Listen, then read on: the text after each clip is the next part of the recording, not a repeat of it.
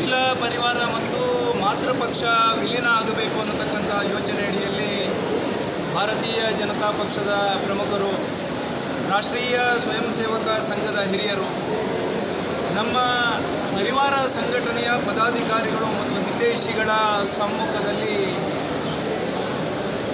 ಅನೇಕ ವಿಚಾರಗಳ ಜೊತೆಗೆ ಸಮಾಲೋಚನೆ ನಡೆದಿದೆ.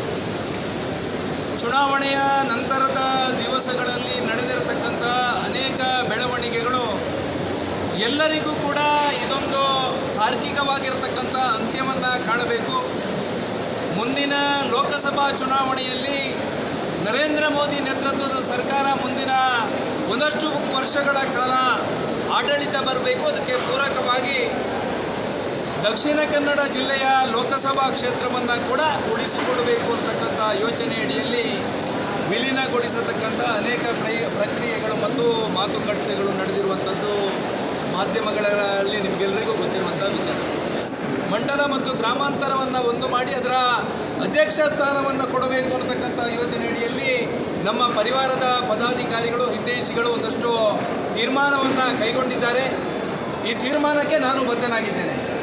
ಇವತ್ತು ದಕ್ಷಿಣ ಕನ್ನಡ ಜಿಲ್ಲೆಯಲ್ಲಿ ಸುಮಾರು 718 ವಾಟ್ಸಪ್ ಗ್ರೂಪ್ಗಳಲ್ಲಿ ಸುಮಾರು 4,23,400 ಜನ ಕಾರ್ಯಕರ್ತರು ನಮ್ಮ ಗ್ರೂಪಿನಲ್ಲಿ ಇರುವಂಥದ್ದನ್ನು ಈ ಸಂದರ್ಭದಲ್ಲಿ ನಾನು ಉಲ್ಲೇಖ ಮಾಡೋದಕ್ಕೆ ಇಚ್ಛೆಪಡ್ತಾ ಇದ್ದೇನೆ. ಚುನಾವಣೆಯಲ್ಲಿ ಗೆಲ್ಲಬೇಕಾಗಿದ್ದರೆ ನಮಗೇನೋ ದೊಡ್ಡ ಸಂಗತಿಯ ವ್ಯವಸ್ಥೆಗಳು ಆಗಬೇಕಂತೇಳಿ ಇಲ್ಲ. ಆದರೆ ಇವತ್ತು ನಾವೆಲ್ಲರೂ ಸಂಘ ಪರಿವಾರದಲ್ಲಿದ್ದೀವಿ, ರಾಷ್ಟ್ರೀಯ ಸ್ವಯಂ ಸೇವಕ ಸಂಘದ ಶಿಕ್ಷಣವನ್ನು ಪಡೆದಿದ್ದೀವಿ, ಮಾತೃಪಕ್ಷದ ಅಧಿಕಾರ ಬರೋದಕ್ಕೋಸ್ಕರ ರಕ್ತವನ್ನು ಬೆವರು ಮಾಡಿ ದುಡಿದವರಿದ್ದೀವಿ. ಈ ಹಿನ್ನೆಲೆಯಲ್ಲಿ ಎಲ್ಲರಿಗೂ ಕೂಡ ಗೌರವ ತರುವಂಥ ಕೆಲಸ ಕಾರ್ಯಗಳು ಮಾತೃಪಕ್ಷ ಮತ್ತು ನಮ್ಮ ಜೊತೆಗೆ ಆಗಬೇಕು ಅನ್ನತಕ್ಕಂಥ ಹಿರಿಯರ ಅಪೇಕ್ಷೆಗಳು, ಸಂಘದ ಹಿರಿಯರ ಯೋಚನೆಗಳು, ಪಕ್ಷದ ಹಿರಿಯರ ಆ ಕೆಲಸ ಕಾರ್ಯಗಳು ಸುಸೂತ್ರವಾಗಿ ನಡೆಯುವುದಕ್ಕೋಸ್ಕರ ಇವತ್ತೊಂದು ತೀರ್ಮಾನವನ್ನು ನಮ್ಮ ಪರಿವಾರ ಸಂಘಟನೆಯ ಪದಾಧಿಕಾರಿಗಳು ತಗೊಂಡಿದ್ದಾರೆ. ಈ ತೀರ್ಮಾನಕ್ಕೆ ನಾನು ಬದ್ಧನಿದ್ದೀನಿ. ಈ ತೀರ್ಮಾನವನ್ನು ಮತ್ತೆ ಪುರಸ್ಕರಿಸಿ ಮತ್ತೆ ಲೋಕಸಭಾ ಚುನಾವಣೆಯಲ್ಲಿ ಶಾಂತಿ, ಸಹೋದರತೆ, ಪ್ರೀತಿ, ವಿಶ್ವಾಸ, ಈ ರಾಷ್ಟ್ರದ ಏಕತೆ, ಸಮಗ್ರತೆಯ ದೃಷ್ಟಿಕೋನದಿಂದ ಮಾತೃಪಕ್ಷದವರು ಸೂಕ್ತವಾಗಿರ್ತಕ್ಕಂಥ ನಿರ್ಧಾರವನ್ನು ಮಾಡಬೇಕು.